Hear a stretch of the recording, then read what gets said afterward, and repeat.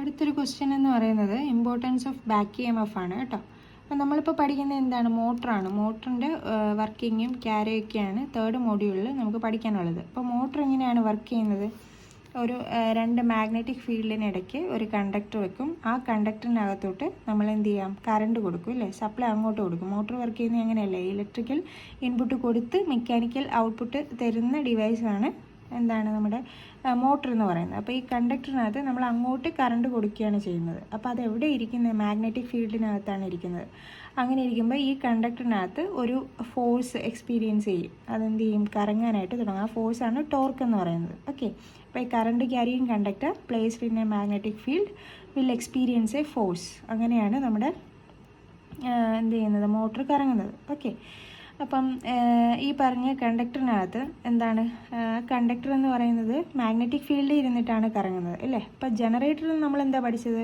ഈ മാഗ്നറ്റിക് ഫീൽഡിനെ ഈ കണ്ടക്ടർ കട്ട് ചെയ്യുന്ന സമയത്ത് അതിനകത്ത് EMF ഉണ്ടാകുമെന്ന് പഠിച്ചു അല്ലേ?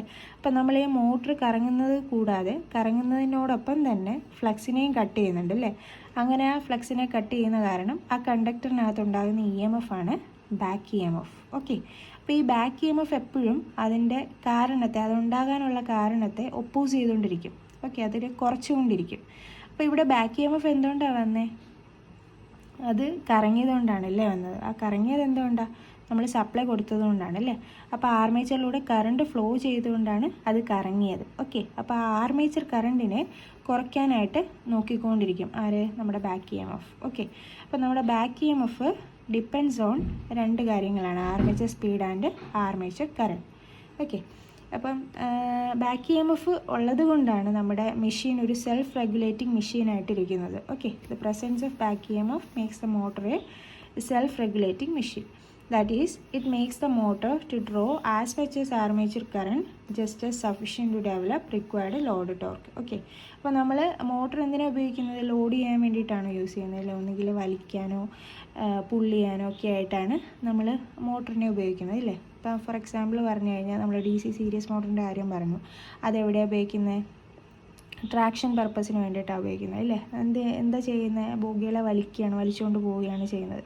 അതാണ് അവിടുത്തെ ലോഡ് എന്ന് പറയുന്നത്. അപ്പോൾ എന്ത് ചെയ്യണം? അതിനനുസരിച്ചുള്ള ടോർക്ക് അവിടെ ഉണ്ടാവണം അല്ലേ? അപ്പോൾ ആ ടോർക്ക് ഉണ്ടാവണമെങ്കിൽ torque is proportional to armature കറണ്ടാണ്. കറണ്ട് അവിടെ വേണം.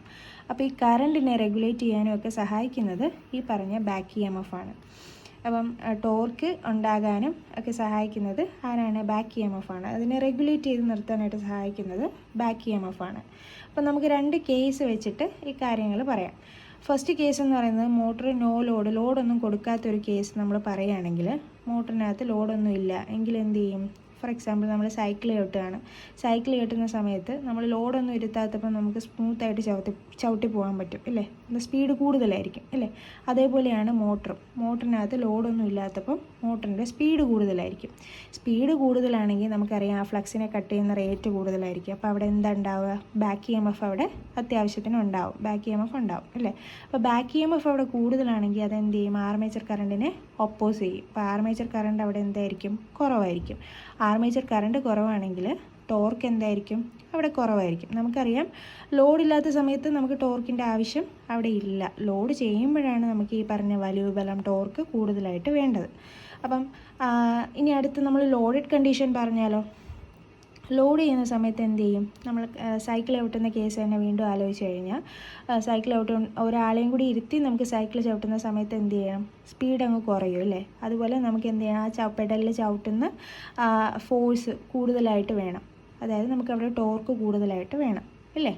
അപ്പോൾ നമ്മൾ ലോഡ് ചെയ്യുന്ന സമയത്ത് സ്പീഡ് കുറഞ്ഞു കഴിഞ്ഞാൽ ബാക്ക് EMFന് എന്താ സംഭവിക്കുക? ബാക്ക് EMF കുറയും. ബാക്ക് EMF കുറഞ്ഞു കഴിഞ്ഞാൽ ആര് കൂടും? ആർമേച്ചർ കറണ്ട് കൂടും. ആർമേച്ചർ കറണ്ട് കൂടിക്കഴിഞ്ഞാൽ ടോർക്ക് ഓട്ടോമാറ്റിക്കലി കൂടും. ടോർക്കും കറണ്ടും ആർമേച്ചർ കറണ്ടും ഡയറക്റ്റ്ലി പ്രൊപ്പോർഷണൽ ആണ് അല്ലേ? അപ്പോൾ എന്ത് ചെയ്യും? ടോർക്ക് കൂടും. അപ്പോൾ ടോർക്ക് കൂടിക്കഴിഞ്ഞാൽ എന്ത് ചെയ്യും? അതിനെ വലിക്കാനായിട്ട് മോട്ടറിന് പറ്റും. മനസ്സിലായെന്ന് വിചാരിക്കുന്നു. ഇനി അത് നമ്മൾ സെൻറ്റൻസിലാക്കി എഴുതണം. When the motor is operating on no load, small torque is required to overcome the friction and windage losses. At no load, speed of the motor is high. Hence, back EMF is large and armature current is low. Therefore, torque is low. The second condition എന്താണ്? മോട്ടറിനെ load ചെയ്യുന്ന condition.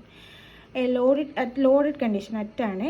At loaded condition speed എന്ന് പറയുന്നത് കുറവായിരിക്കും, hence back E M F is low and armature current high ആയിരിക്കും, enough to develop required load torque. Okay, അപ്പോൾ ഇതിന് വേണ്ടിയിട്ടാണ് ബാക്ക് ഇ എം എഫ് നമ്മൾ യൂസ് ചെയ്യാറ്, ഉപയോഗിക്കുന്നത്. ഇതാണ് ബാക്ക് ഇ എം എഫിൻ്റെ ഇമ്പോർട്ടൻസ്.